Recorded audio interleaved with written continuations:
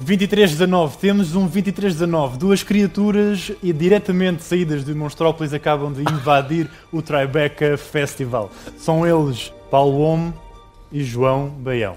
Obrigado. Obrigado. Sali, pressa!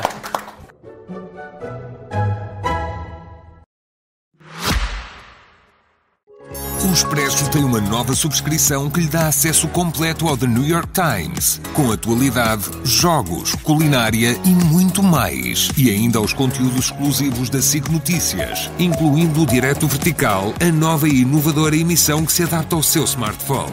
Subscreva em expresso.pt/digital. Expresso. Liberdade para pensar.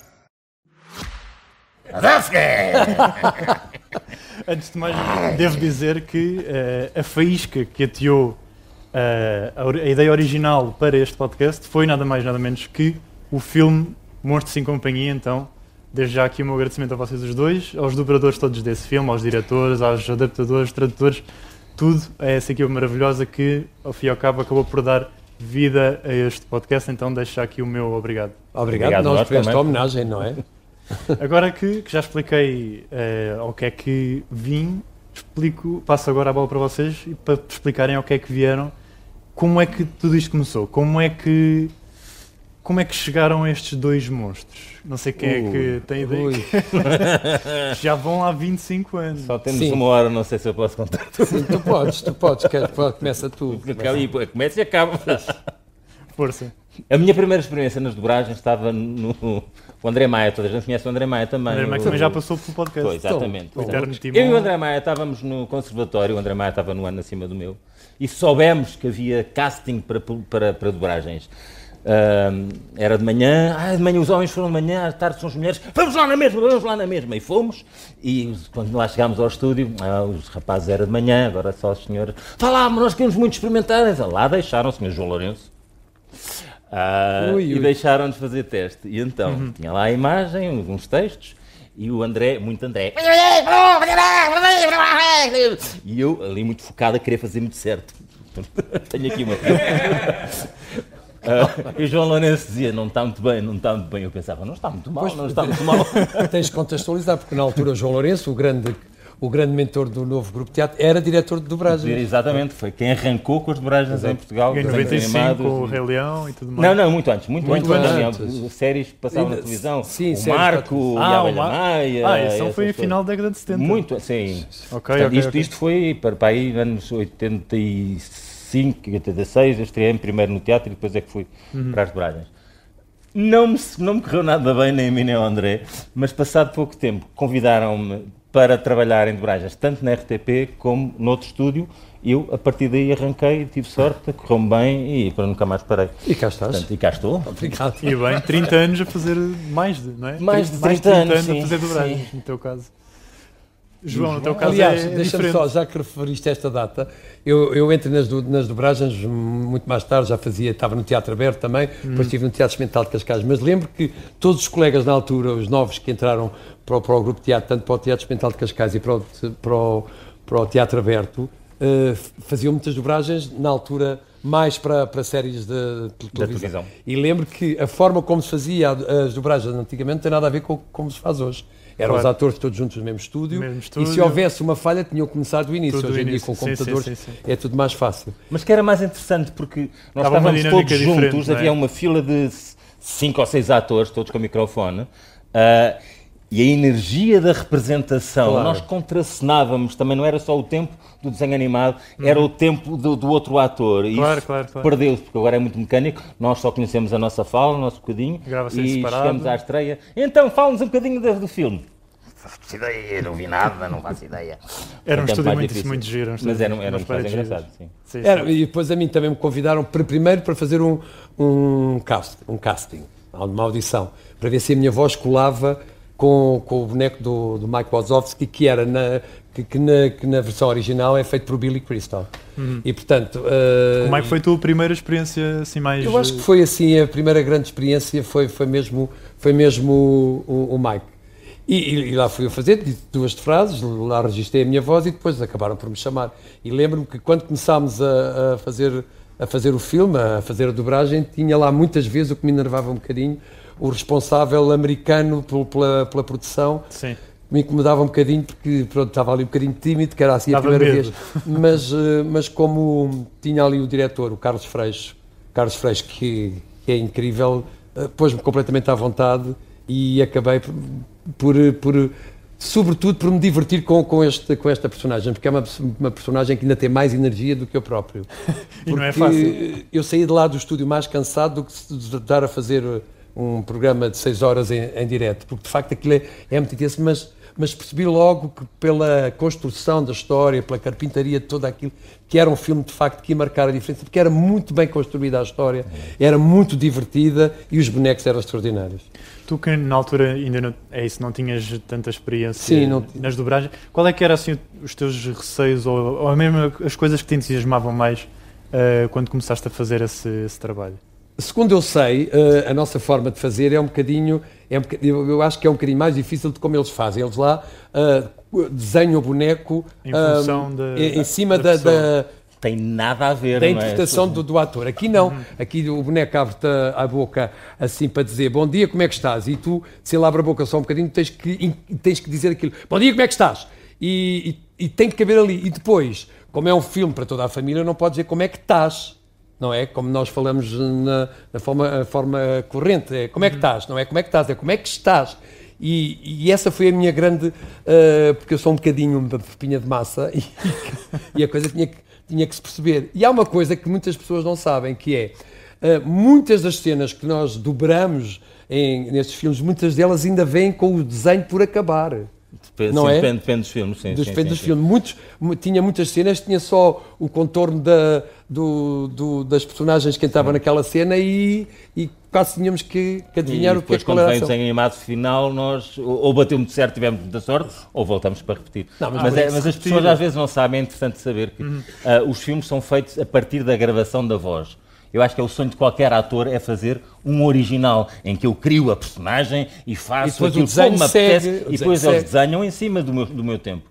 A dobragem, eu acho que é um trabalho de muito respeito por aquilo que foi feito. Eu vou-me colar àquilo que foi feito, vou anular um bocadinho a minha personalidade e dar outras coisas, mas vou respeitar, vou tentar dar uma língua nova àquela personagem que já está criada, que não é minha.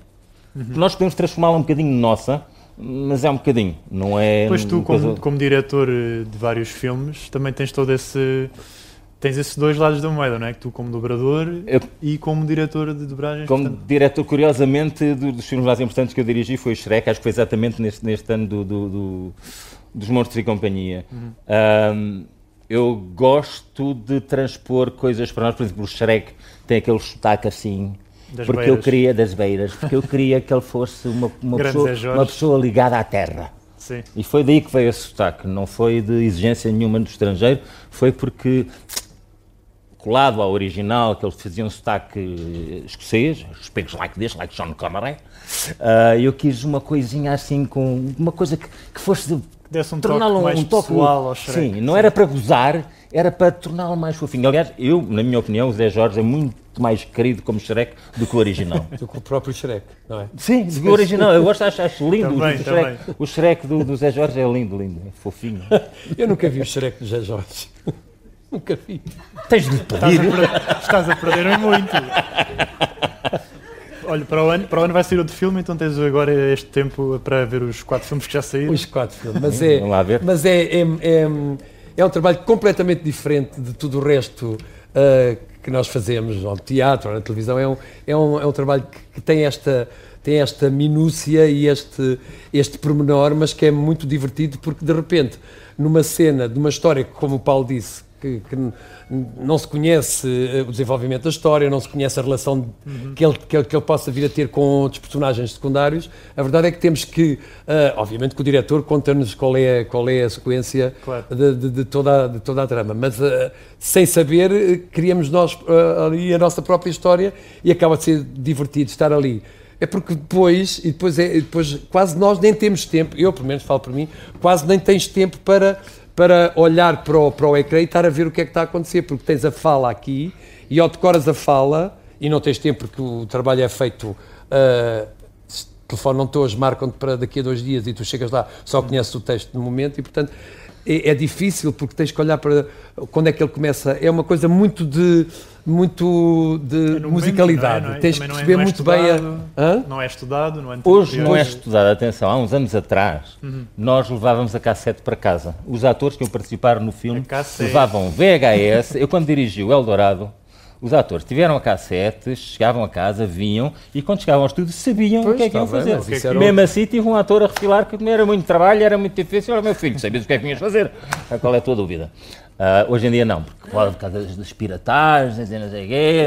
Até porque a quantidade de produção hoje em dia não te permite nem as permite. Então, eu para dirigir o filme mandam-me o filme, portanto, eu tenho o filme sempre em casa para adaptar e trabalhar. Nós estamos a fazer perspectivas diferentes para dirigir. Mas se eu tenho os dobradores era bom também. Eu acredito que como diretor eu vou passando a informação certa aos atores. Até pode ser interessante não ter a informação toda para depois chegar ao fim e e agora tens esta surpresa.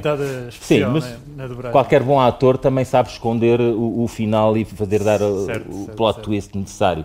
Portanto, olha, voltando aqui ao Monstro e Companhia, no início do filme há um género de crise, não é? Porque dizem que as crianças estão mais difíceis de assustar. Hoje acham que as crianças estão mais difíceis de entreter? Sei lá.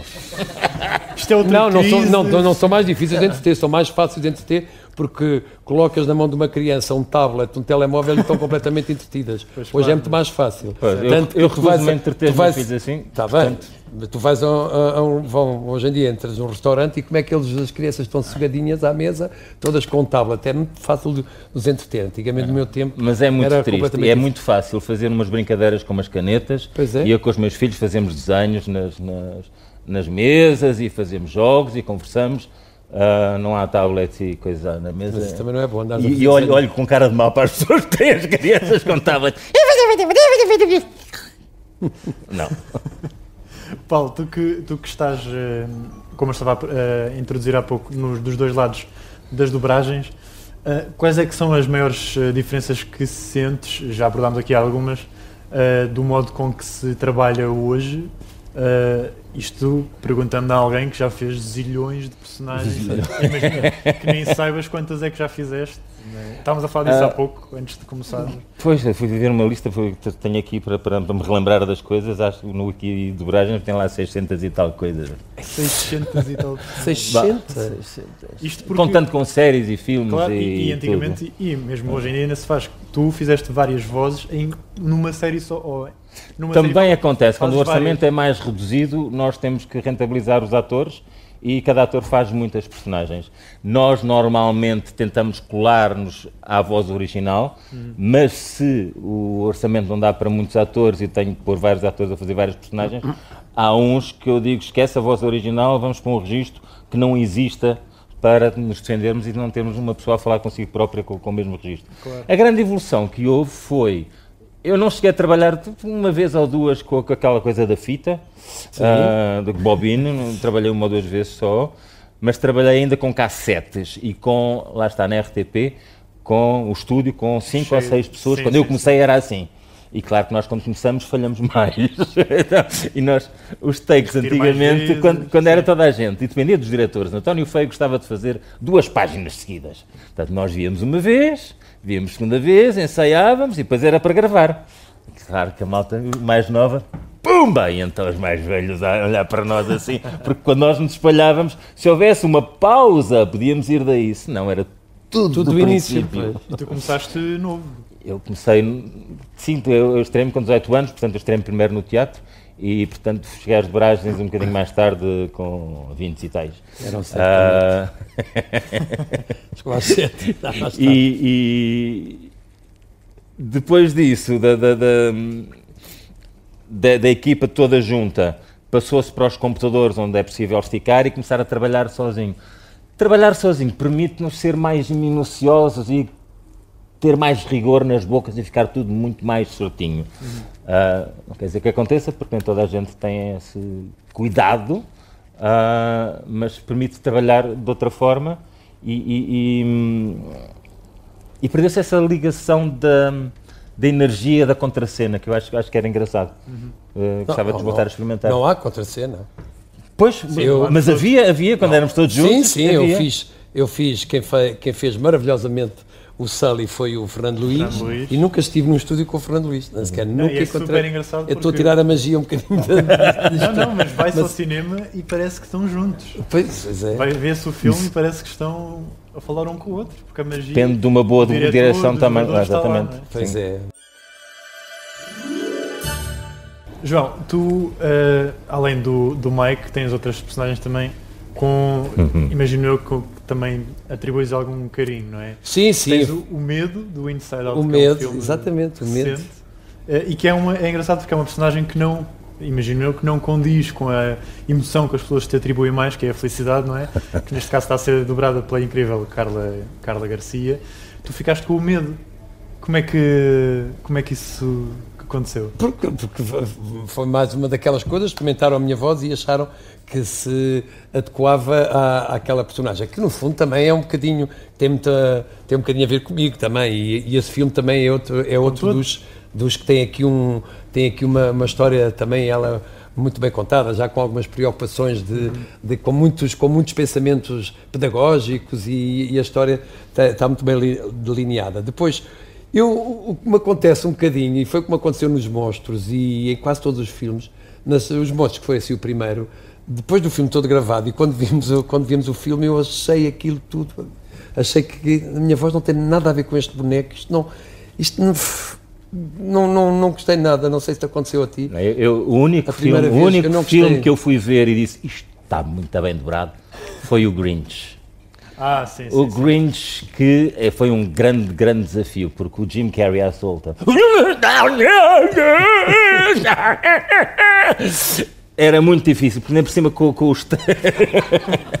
Não sabias que era assim? O programa dele para dar o sábado o tempo todo. Agora estamos a falar de dobragens, eu tenho que estar aqui menino bem competente. Não tens nada. Não, mas isso está bem, pode estar muito bem dobrado, tecnicamente. Estava certinho nas bocas. Mas é a voz, eu digo... Nunca gosto nada do que eu faço. Pois é, e há uma história engraçada por causa do Jim Carrey. No estrangeiro, os atores de dobragens arranjam ou são contratados por um ator americano, por exemplo, e é sempre o mesmo ator a dobrar aquele. Vais a Paris e perguntas assim, não te faz confusão ouvir este ator com uma voz que não é dele? Não sei, eu sempre o conheci com esta voz, se calhar se ouvirem a voz original acham que é horrível. Então eu tive a sorte, fiz uma série de filmes com o Jim Carrey e, isto é por causa de ti, ainda fiz um trailer do Orton, porque era o Jim Carrey. Sim. Mas fiz o Orton. E eu só fiz um trailer. Eu fiz o Orton, eu fiz a voz do Orton, que também foi outro filme muito especial. Para já que o elefante é muito queridinho, sim. Mas tu fizeste o Orton? Eu fiz o trailer porque era o Jim Carrey e possivelmente seria eu, até me darem ideias. Para o casting? Não fiz era suposto ser eu. Tu só entraste no trailer. Eu fiz o trailer e depois fizeram os votos para fazer o filme, maravilhosamente, ainda bem. Muito bem. Nada, nenhuma intriga pessoal entre vocês? Nada, adoro o João. Nós conhecemos, agora uma à parte, nós conhecemos ainda antes de estarmos juntos no Teatro Aberto. Conhecemos em campeonatos de ginástica. Que este menino era um grande ginasta. Sim. Ainda somos os únicos dois atores com 60 anos que fazem uma roda. Há mais alguém que faça. Não, mas tu não tens 60 anos, eu tenho. Tu tenho para o ano. Não, mas é só para o ano. Uma roda sem mãos. Calma. Faço sem mãos. Não faço nada sem mãos. Faço sem mãos? Faço nada. Eu não faço. Agora aqui puseram-nos num palco pequenino, se fosse lá em baixo fazíamos agora. Não, mas eu ficava fascinado com o Paulo, porque ele sempre fez uma coisa que eu andei a tentar no ginásio durante muito tempo que não conseguia, que era um mortal parado, um mortal atrás parado, que eu só fazia com o apoio da roda, não é roda, é rondada. Rodada flick mortal. E ele fazia, e às vezes eu pedia-lhe, faz lá, e ele assim, enrolava, e conhecemos desde essa altura. Pronto, isto é só uma parte. Eu fazia mortais e o João andava a fazer café teatro, divertidíssimo. Textos dele era super engraçado. Mas voltando às dobragens. Foi um bom parênteses. Sim. Foi. E também cheguei a fazer alguns, no primeiro e segundo dos Smurfs. Também... Exatamente, aí pegar por aí, porque por falar agora em ginástica e mortais, tu fizeste o Smurf destemido. Sim, exatamente. que tinha um sotaque um bocadinho inglês, neste caso americano. Sim. Foi assim o único filme em que eu tive que sair um bocadinho fora do meu registro, porque normalmente tu no Randolph tenho muitos personagens com sotaque ainda por cima. Pois, eu não. Tenho um homem que mata pessoas à dedada. Tenho outro que no fim sou uma borboleta. E tenho mais o que com sotaque? É com sotaque que tenho, pois. O gato das botas, pois, claro. Incontornável. Sim. Não, mas agora já começaste, continua.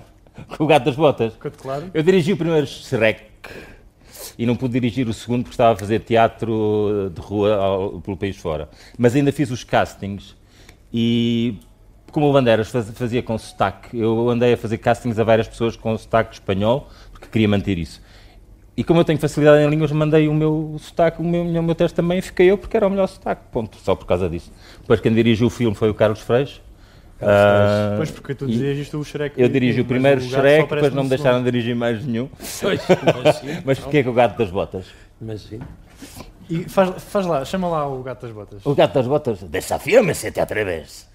O Gato das Botas é muito simples, é só fingir que sei falar espanhol, pouco mais nada aqui. É assim um portunhol mínimo. Sim. Olha, e além do Gato das Botas, também tens o Bugs Bunny. Sim.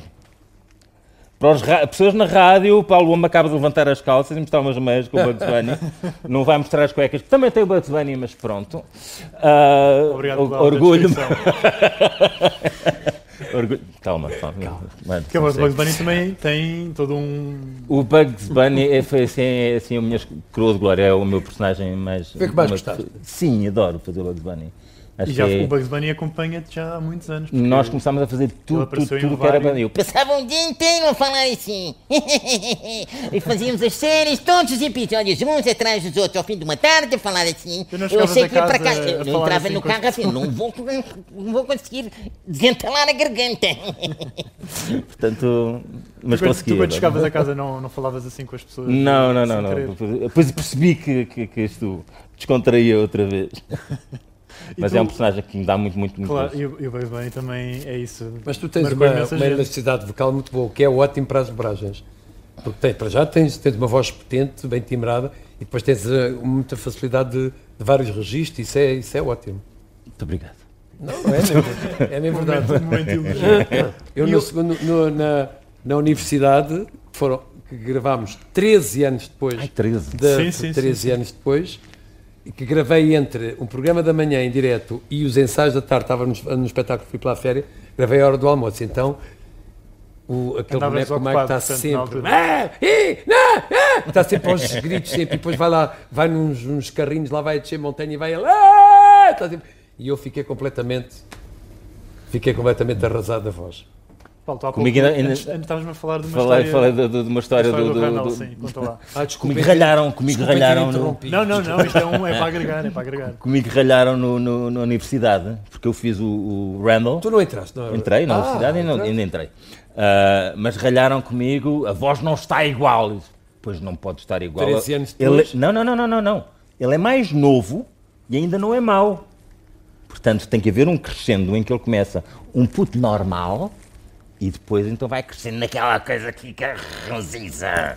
Mas primeiro é uma coisa mais simpática, ele até tinha uns óculosinhos. Ele no primeiro, na universidade, ele tinha uns óculos, ele era muito totó. Sim. E depois de repente perde os óculos e começa a ficar perdido. No fundo é como os vilões nascem, não é? Exatamente. Hoje houve uma conversa. Porque ele era a universidade, era ir lá aprender a ser vilão. Exatamente. Mas claro. E tu no Shrek, antes de fazeres o Gato das Botas, tinhas o Pinóquio. Não vou fazer aqui porque há pessoas que podem arrebentar os tímpanos. O Pinóquio é horrível, é muito... Rebenta lá, faz favor. É mentira! Não fui eu! Estás a ver? É muito engraçado porque o Pinóquio falava assim. Não têm nada a ver umas com as outras. As tuas vozes não têm nada a ver umas com as outras. Consegues camuflar de uma maneira... Vou procurando dentro dos registros, entre os graves e os agudos, e defeitos. Acho que é uma coisa que, por exemplo, trabalhar com miúdos, na altura em que eles estão a mudar a voz, quando se desafinam um bocadinho e vão falar aí, aproveito sempre, porque acho genial, acho que traz vida às personagens. E fica sempre essas desafinanças, gosto muito de aproveitar. Como as meninas, aqueles gritos de meninas. Só as meninas é que sabem fazer. Aproveito, também gosto de aproveitar esse. Aliás, a nossa Bu foi aproveitada a voz. A Bu é o original. É o original, que ela não diz nada. Portanto, isso é uma coisa que eu descobri. É muito engraçado, porque ela devia ter, 5 anos, mais ou menos? Menos, se calhar, menos. Ela nem diz nada. Portanto, por isso é que foi possível aproveitar. É muito engraçado. Ela só fazia. E ria. É tão giro. João, tu, não sendo dobrador a tempo inteiro, não é? Já me dobro muito mal. Já te desdobras muito. Vamos ver. Qual é que é assim o teu olhar, estando de fora, não é, do mundo das dobragens? Qual é que é o teu contacto que tens hoje em dia com este trabalho? Eu acho que cada vez se faz mais e melhor, mas eu acho que se continua a dar. Por exemplo, nós vamos a Madrid, vai estrear um filme de animação e tens lá no cartaz, escarrapachado, os atores. António Bandeiras faz a voz. Eu acho que se passa um bocadinho sobre o trabalho que os atores fazem nesta arte de dobrar, dobrar a animação. Que se passa um bocadinho, mesmo os próprios mídia passam um bocadinho à volta daquilo, da importância que é um trabalho como este, porque somos um país que felizmente somos pequenino, mas que somos muito receptivos a todas as áreas artísticas e muitas vezes, infelizmente, as pessoas preferem ver a versão original do que dobrada em português, porque há pessoas que ainda não estão muito habituadas a ver. Há uma coisa que eu gosto de dizer quando se falam nas versões originais. Nós só começámos a ter versões originais quando começámos a dobrar. Porque até ao Rei Leão, nós todos víamos em brasileiro, numa dobragem péssima. Português do Brasil, sim. Pois é. Portanto, e com nomes de traduções péssimas. Os espanhóis até os filmes, o cinema, eles dobram tudo, não é? Tudo. Que isso já não... Eu acho que hoje em dia era perfeitamente possível dobrar tudo, porque há tecnologia, para as pessoas poderem escolher. E as pessoas que não conseguem ler as legendas, porque é que as pessoas não querem gastar dinheiro? É tudo uma questão de investimento. Acho que é só por simplesmente... O que tem uma vantagem, que é que a inteligência artificial aqui também vai prejudicar-nos mais tarde, porque ninguém vai investir nisso. Pois. Hoje ainda não é uma ferramenta utilizada ou já se... Nas dobragens, acho que não. As traduções, sim. É assustador. A tradução, sim. É assustador. Mas na voz, não vai faltar muito tempo. Não, nas dobragens não. Okay. As dobragens, há coisas que se vê na internet que isto é extraordinário, mas é uma frase.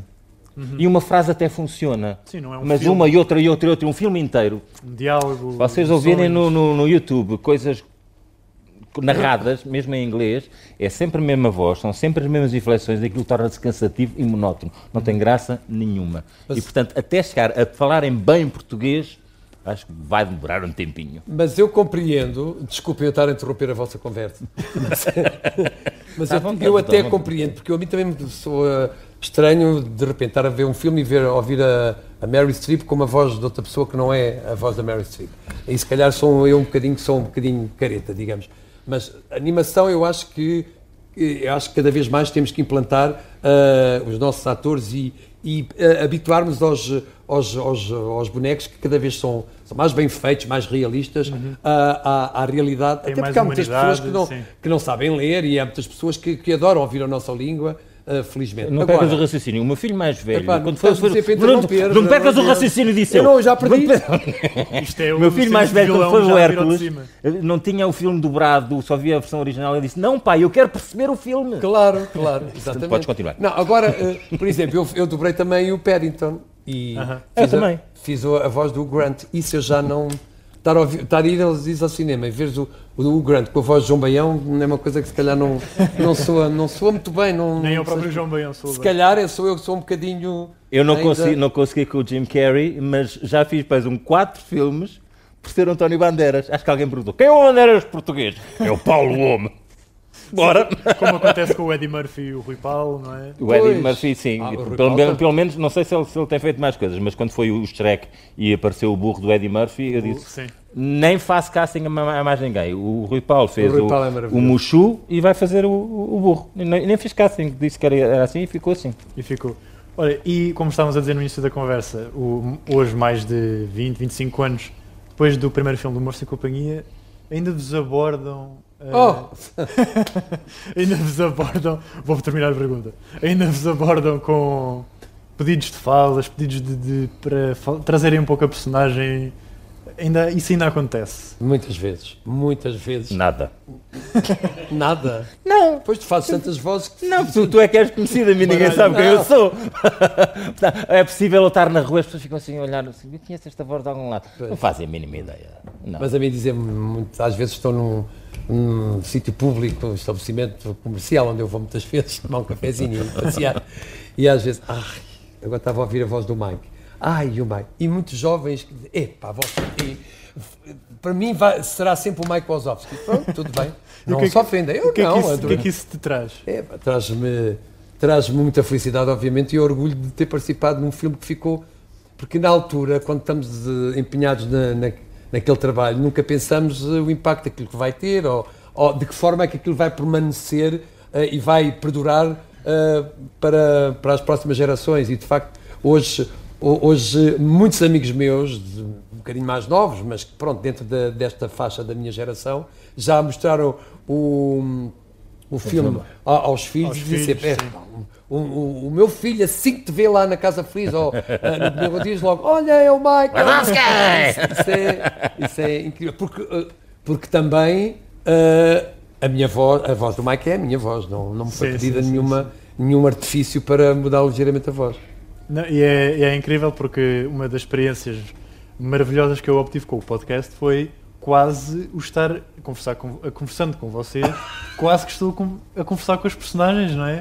Porque as vozes, no caso do Paulo, lembra muito o Gato das Botas sem sotaque. O Gato das Botas, sim. Mas o Mike está aí dentro, de facto. Isso é super curioso. Então, mas isso faz parte. Sim, somos nós, por mais que disfarcemos a voz, comentar coisas que são nossas, não há como tirar, não é? Claro. Bem-vindos ao Do Outro Lado da Porta. Hoje temos duas estrelas monstruosas. O olho mais famoso da cidade, Mike Wazowski. Obrigado! Podem aplaudir mais forte, tenho só um olho, mas vejo tudo. E também temos o mestre da camuflagem e do desaparecimento, Randall Boggs. Só para que conste, eu não desapareço. Eu faço entradas dramáticas. Vamos começar pelo básico. Agora que Monstrópolis deixou de assustar crianças, como é que se adaptaram à nova era do riso? Com talento, claro, eu já era hilariante sem tentar. O Sally até disse que eu até podia ter um talk show nas manhãs da SIC. Isto aqui é só o primeiro passo. Eu prefiro o medo clássico. Crianças a gritar, pânico total. Que nostalgia. Mas pronto, agora tenho de me reinventar. Requi, desde quando é que tu queres comediante? Vais fazer piadas, mas sobre portas agora? Posso sempre fazer piadas sobre olhos grandes demais. Isto é tudo natural, hã? Randall, tu sentes que saíste prejudicado desta competição de sustos? Completamente. Eu tinha o melhor plano. Fui sabotado por um bebé humano. Quem diria que um ser tão pequeno podia arruinar uma carreira? Nunca mais vou perder contra bebés outra vez! É? E se tivessem de trabalhar juntos, acham que funcionaria? Já tentámos. O problema é que o Randall, este grande canastrão, passa metade do tempo invisível. É difícil confiar em quem não sabemos se nos está a espiar, não é? Chama-se descrição profissional. Talvez devesse experimentar. Eu? Camuflar este charme todo? Monstros e monstras iam ficar devastados. Última pergunta. Qual é que é o futuro para vocês? Eu vejo risos, aplausos e talvez uma estátua minha na praça central, sem um código de barras à frente. E o Sully também na base da estátua, claro. Eu vejo um grande regresso, um plano perfeito e desta vez sem humanos a interferir. Boa sorte com isso, lagartixa. Muito obrigado aos dois, esta conversa foi muito intensa e a todos os ouvintes, muito obrigado e continuem a rir porque o riso alimenta Monstrópolis. O primeiro filme terminou com a mudança do modo de alimentar Monstrópolis, que é com o riso. Depois descobre-se que a gargalhada dá mais energia que o medo. Já não lembrava. Ou seja, o riso acaba por substituir o medo. Que mensagem é que acham que pode ser retirada daqui, até adaptando um pouco aos tempos que estamos a viver hoje? Porque a alegria é fundamental, uma pessoa fica muito mais bem disposta, a pele fica muito mais hidratada, o estado de espírito fica diferente quando nos rimos e quando somos felizes, não é? Quando somos otimistas. O medo só nos leva para sítios escuros, para sítios de ansiedade, de... Não sei se é esta a mensagem, nunca falei com os criadores, mas acho que é isso. Uma pessoa quando ri está bem disposta, tem outra aura. Agora, o medo, eu sou uma pessoa um bocado medrosa, sou um bocado medrosa, tenho medo medo de andar de avião, montanhas russas, sou uma pessoa... E temos que contrariar isso, e acho que se calhar, como o medo tem esta carga tão pesada, eles se calhar decidiram que gargalhadas. Gargalhadas é o que nos enche. E nós quando gargalhamos com vontade, oxigenamos todo o cérebro, então já se vai embora, estava a correr tão bem. Não é? E, portanto, é outra coisa, não é? E agora não sei, mas vão procurar depois na internet qual é a primeira frase do Dune. Que no original é... Mas é o medo, é qualquer coisa, não sei o quê. Temos aqui o exemplo vivo de que a alegria é que conta, não é? Basta olhar para o João para se perceber a alegria é que contagia e é que traz boa energia. Sempre foi. Não, mas a alegria que é o que nos move. Porque esta coisa que nós trabalhamos para quê? Trabalhamos os nossos sonhos para quê? Para sermos todos muito felizes. E o que é que nos traz a felicidade? Dar-nos este chegar, este brilho pela vida, por vivermos de forma saudável e feliz, e isto é a alegria. A alegria para mim é... Sorrir trabalha muitos músculos. Pois trabalha e a ativar a circulação. Exatamente. O medo só nos fecha, só nos mete saúde. Não espirraram? Não, sou eu que já estou a ouvir mal. Não, mas se calhar é isso, não sei, mas acho que faz todo o sentido que esta coisa de meter medo, isso era uma coisa que faziam quando eu era pequenino, quando eu me portava mal, ia jogar futebol e depois vinha com os ténis todos rotos, a minha mãe dava-me umas palmadas, que hoje em dia já não se pode, mas dava-me umas palmadas e depois metia-me na cama e fazia-me medo. Então eu, para não me levantar da cama, porque tenho uma irmã gêmea, metíamos os dois dentro do quarto e vinha uma vizinha do lado com uma caneca que tinha uma cara de uma bruxa e que se nós nos levantássemos, eu tinha um pavor daquilo que era, abria uma fresta da porta e ela punha a caneca ali com cara de bruxa e eu ficava apavorado. Monstros e companhia. Não era sem companhia, porque era a mostra sozinha. E ele diziam assim os dois, caneca! Caneca tira a boina. E portanto eu acho que o medo não nos faz bem. O medo limita-nos muito. Randall, não sei se queres acrescentar alguma coisa. Não, temos que combater quem nos queira meter medo e mostrar que temos coragem para enfrentar todas estas adversidades e este mundo horrível em que... Sim. O mundo que está a tornar horrível. Porquê? Só porque as pessoas não têm empatia umas com as outras e atenção umas às outras. Nós temos que estar mais atentos e mais empáticos uns com os outros. E éramos todos muito mais felizes. E é uma ótima mensagem para terminar. Mike, Randall, muito obrigado por terem saído de Monstrópolis até para virem aqui ao Tribeca Festival, para terem comigo Era Uma Voz. Agradeço já aos dois. Muito obrigado também por ter. E assim desse lado, bem como a todos aqui presentes no auditório, o meu muito obrigado por nos acompanharem nesta viagem ao passado, neste episódio especial do Era Uma Voz no Tribeca. Este podcast conta com a coordenação de Joana Beleza e João Martins, a direção de João Vieira Pereira, fotografia de capa de Tiago Pereira Santos e José Fernandes. Um agradecimento especial à restante equipa de Sonoplastia, João Luís Amorim, Salomé Rita e Gustavo Carvalho. Eu sou Tomás Delfim, Era Uma Voz e continuará a ser. Se eu fosse rico. Obrigado.